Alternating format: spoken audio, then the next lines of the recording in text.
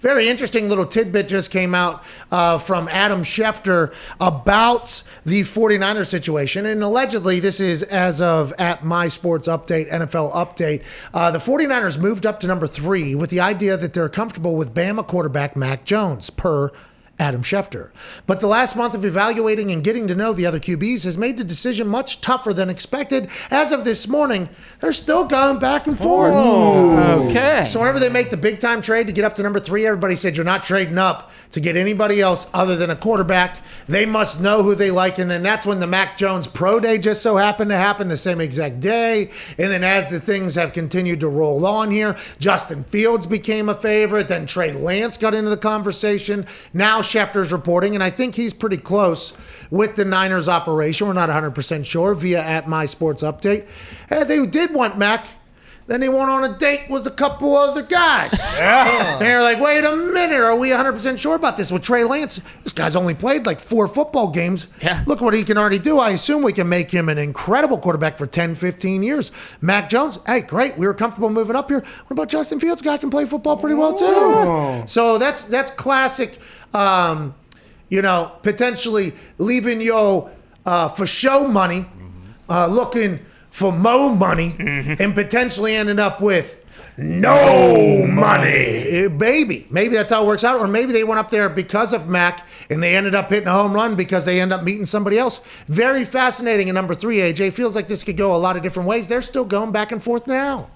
I mean, yeah, according to these reports, yeah, they're going back and forth. But so let's say this is 100% true. Is this a good problem to have for the Niners? The fact that they could say, we traded up 100%, planning on taking Mac Jones, and now that we realize, hey, there's a couple other guys that we feel are on the same level. Is this a good or bad thing? I think if they had just all eyes on Mac, if they just had all eyes on Mac, I think they wouldn't worry about potential, we fucked up, potential, we knew that we liked this play. I just think it adds more potential drama to the situation, both now and long term. I would assume they wish they didn't get to know anybody else other than Mac Jones, and we're just like, this is our guy, we're going with him. Don't even want to hear possibility, because when we decided to make a massive trade to come up and get this guy, we had a vision for what our team was going to be with Mac Jones. We felt very good about it. That's why we went up there. And then now we get a chance, like, we could potentially also. And Kyle Shanahan's like, we could fucking definitely. And Jim Lynch is like, So I don't know. I think I would much rather have no other information.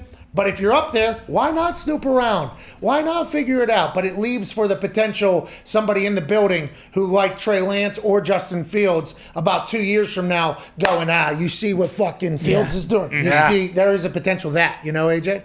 Well, I would like to have, I would like it to be so clear cut that, hey, Mac, at number 3, let's say the first 2 guys are gone, first 2 QBs gone, and Mac is there. We feel like he is far and away the best possible choice for us. You'd rather have that.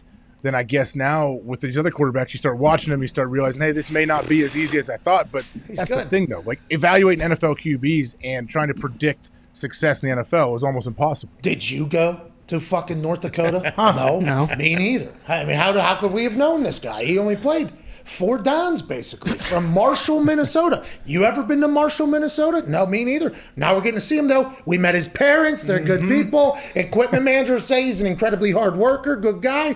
Maybe he's our guy. Mac Jones got the photographic memory. Trey, you can remember things, right? Yeah, let's see. Trey can do shit. He's got a memory. That becomes, I bet, the conversation that they're having at a very high level. I guess today at 3:30, Lynch and Shanahan will have a press conference. I assume there's a chance we're still going to be live when that happens. So in the after hours there on youtube.com/The Pat McAfee Show, who knows if they'll dance around that whole thing or give out any tells. I would assume they've been playing their cards incredibly close to their vest thus far. They're going to continue to do that. But who knows? Maybe we'll get some information out of that. Well, and that report kind of goes back to the one Shefty had earlier this month about how he'd be shocked if the Niners didn't take Mac Jones. So these second pro days clearly have stirred up some sort of controversy in the 49ers locker room.